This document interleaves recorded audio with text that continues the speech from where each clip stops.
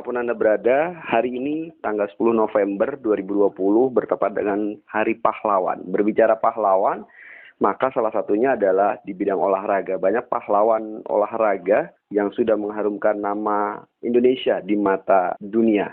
Icuk Sugiarto Anda kenal, juara dunia 1983. Kita coba perbincangkan bagaimana hakikat Hari Pahlawan di tengah pandemi. Selamat siang olahraga, Bung Icuk. Selamat siang, salam olahraga Jaya. Ya, Bung Icuk, hari ini bertepatan dengan Hari Pahlawan. Semangat pahlawan di era masa kini di tengah pandemi. Kalau saya melihat kepahlawanan sekarang ini kan orang yang mau berbuat sesuatu buat orang banyak. Ya. Buat daerah, buat bangsa. Jadi saya kira kepahlawannya akan dilihat di situ. Sejauh mana dia mau berkontribusi menebarkan kebaikan. Nah itulah kepahlawanan itu yang saya lihat. Jadi di saat pandemi ini kan pandemi jangan dilihat bahwa ini sebuah musibah, tetapi jadikan ini harus menjadi sebuah tantangan. Seolah-olah wah tidak bisa buat apa-apa, tapi ada orang yang justru di tengah pandemi ini baru pikirannya kebuka, baru mau berbuat sesuatu. Ya contohnya aja, alhamdulillah saya yang selama ini saya nggak berpikir bahwa banyak sekali ternyata yang bisa saya eksplor dari diri saya, termasuk saya mau kenal YouTube ya, Bu, Pak Icuk ya. Mau membagikan ya motivasinya ini ya, mudah-mudahan juga bisa diterima di masyarakat. Ya, Pak Icuk, Pak Icuk kan sekarang di era milenial di tengah masa pandemik, Anda katakan lebih bersemangat menjadikan tantangan bahasa Anda tadi ya, Bu. Tetapi bagaimana memaknai kepahlawanan di era saat ini lebih spesifiknya, Bung? Karena kan era sekarang ini kebanyakan orang banyak mengatakan di luar sana netizen, banyak atlet kita ini yang instan. Ya kalau dari sisi olahraga tetap seseorang itu kan tetap harus punya rasa tanggung jawab apa yang dia mau berikan, apa yang mau dia lakukan, apa yang mau dia persembahkan buat keluarganya supaya dia bisa menjadi pahlawan keluarga, buat daerahnya supaya dia bisa menjadi pahlawan daerahnya, dan buat negara supaya dia bisa menjadi pahlawan negara. Nah tentunya kan di saat kondisi seperti sekarang ini kan ya tadi nilai kepahlawanan itu kan tidak harus diukur, kalau saya mau main saya dibayar berapa.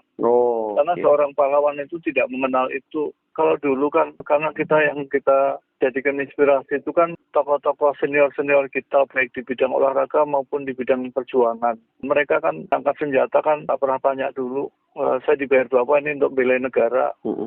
Itu juga olahraga pada saat itu juga yang kita pikirkan kan yang penting saya bisa berbuat yang terbaik. Bila perlu bertarung habis-habisan di lapangan untuk merah putih. Paling pada saat kita pulang pun juga hanya dengan dapat ucapan terima kasih, apalagi bisa salaman sama Presiden Soeharto. Pada saat itu ya, luar biasa. Iya, rasanya karena kita berpikir pada saat itu motivasi kita kehormatan.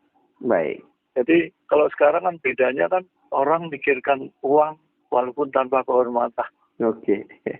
Jadi sering banyak. Bahkan ada sindiran katanya terkadang kalau dipanggil timnas, apapun cabang olahraganya pendengar, mau diluruskan Pak Icuk kalau saya salah, pada saat membela Indonesia di arena SEA Games, lalu juga pada saat itu juga ada tantangan ataupun undangan untuk membela satu daerah di ajang PON, maka membiasakannya kebiasaannya memilih pekan olahraga nasional ya Pak, Pak Icuk ya? Iya. Betul nggak Pak Icuk? Itu kan ya karena jiwanya dia lebih melihat materi dibandingkan kehormatan. Oke, baik. Nah, dia lupa bahwa dia akan bisa kaya itu, akan bisa kumpulkan uang karena dia dapatkan itu. Tetapi kan dia akan hidup tanpa kehormatan karena di rumahnya kan nggak ada medali SEA Games. Icuk Sugiarto pendengar, koleksiannya selama berkarir di dunia bulu tangkis dari kurun waktu 83 hingga 89 ya Pak Icuk ya. 32 gelar kejuaraan, dan yang paling puncaknya adalah di kejuaraan dunia di Copenhagen, Denmark, seingat saya, betul ya Pak Icuk? Iya, karena pada saat itu pertama kali bergabungnya dua lembaga bulu tangkis dunia, yaitu IBF dan BWF. Jadi disitulah yang saya juga merasa bangga, sehingga saya merasa betul-betul bisa menjadi juara dunia resmi. Baik. Usia 14 tahun sudah meniti karir bermain bulu tepok gitu kan.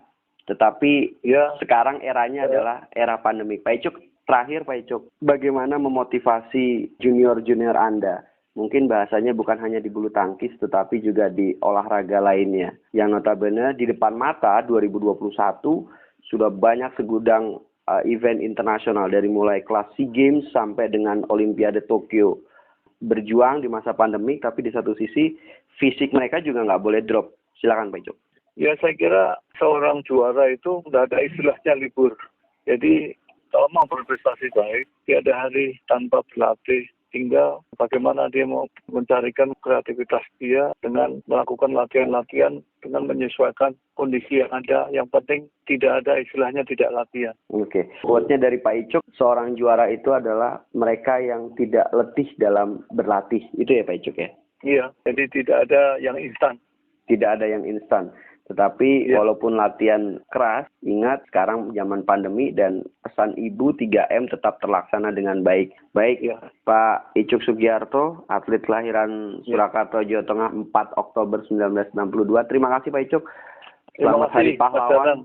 Sukses untuk Anda, sehat selalu untuk Pak Icuk. Salam olahraga. Amin. Sama-sama. Salam olahraga Jaya.